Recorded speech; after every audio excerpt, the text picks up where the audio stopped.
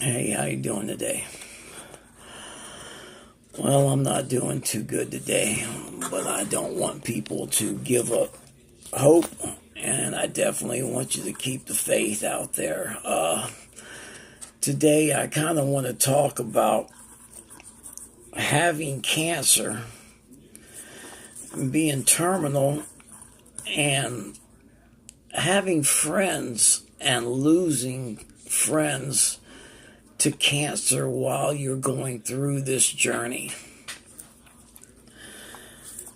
See, if you've been watching a few of my videos by now, you probably already know that I have an incurable cancer, but I have been blessed by the grace of God to come back from hospice to defeat cancer on my death's door and be total paralysis. Only to still know that I have an incurable cancer, and yes, I am going to pass away one day from it, but I don't live that way. I try my best to beat cancer by enjoying every single day to the best of my ability and enjoy life. And that is how I have repeatedly said that we beat this disease, because I've said before, tomorrow's not promised to any of us. And along the way, we have so many obstacles on our journey. And it's just so hard for me to relate to other people and to present and express in detail a lot of my feelings, because I can't speak for other people. I can only speak for myself and maybe for some other people that are going through this, and let them know, some of the things to expect along the way. And I had already kind of expected to speak about this topic. And then today in the paper, I don't want to exploit this person or anything, but I read about a woman who they did a eulogy for a young lady who had passed away at 25 years of age from cancer, brain cancer. And my heart goes out to her family, and my heart and prayer goes out to her family, because she leaves behind mothers, brothers, friends. And I'm not mentioning that because I want to exploit that. It brought tears to my eyes whenever I read the story, because I relate so much to how horrible this disease is and what it does to us. And even just when I was pulling this shirt out of the closet, I had looked, and there was a stain on this shirt. You really can't see it, but it's there. And it's just like what cancer does. It leaves a stain on every one of us in our lives and everybody it touches. Whether you do defeat the disease, there's going to be stains that are left inside of your body from the treatment and the damage that's done. It's going to stain the lives of the people and the path of the wreckage that it leaves. It's going to do so much damage, but we have to, until we find a cure for this horrible disease, it breaks my heart. And what I was going to speak about, like I said before, this is, since I have gotten the news and had cancer, I have had 4 people that were close to me die from cancer that didn't have cancer when I originally had it. 3 of those people very, very close to me. One of those people so close to me that they were with me from the beginning of my journey in the darkest hour. And she has been there with countless other patients in their fight, and she has spread more love, strength, and inspiration than a boatload of Hallmark cards on any given holiday.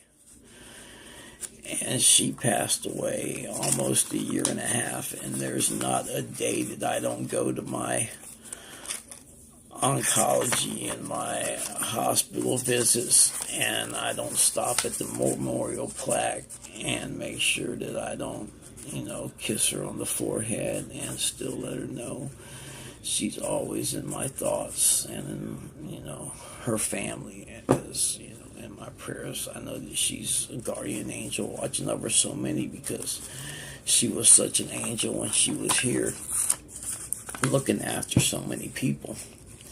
And that one hit me very, very hard. And two of the people that I also lost, I had known since I was 10 years old, and they were actually husband and wife, and they passed away about a year and a half from each other. And coincidentally, Linda had passed away first, and like I said, this is just a coincidence that I was giving a eulogy at her funeral, and the chaplain that was there was the chaplain at the hospice facility that I was at. And you want to talk about somebody that looks like they saw a ghost?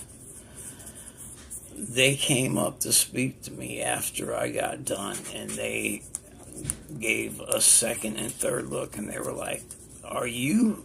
And they asked me who I was, and I was like, "Yes, I am, and I know who you are, because I used to ask to speak to you all the time.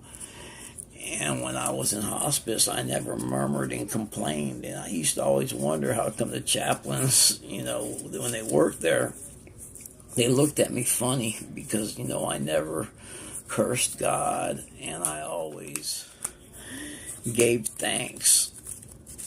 And, I had accepted my fate, but I always wanted to talk about how good God was, and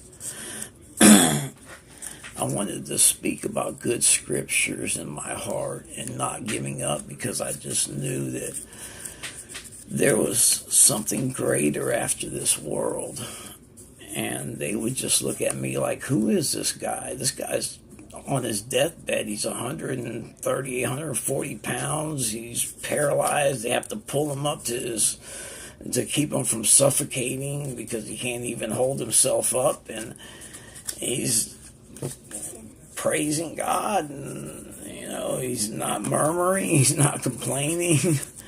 And it was weird because I got the feeling that they really didn't like me hitting the button every day wanting to talk to the chaplain, because I was very adamant about that. I wanted my chaplain visit every single day, and I just wanted them to pray with me.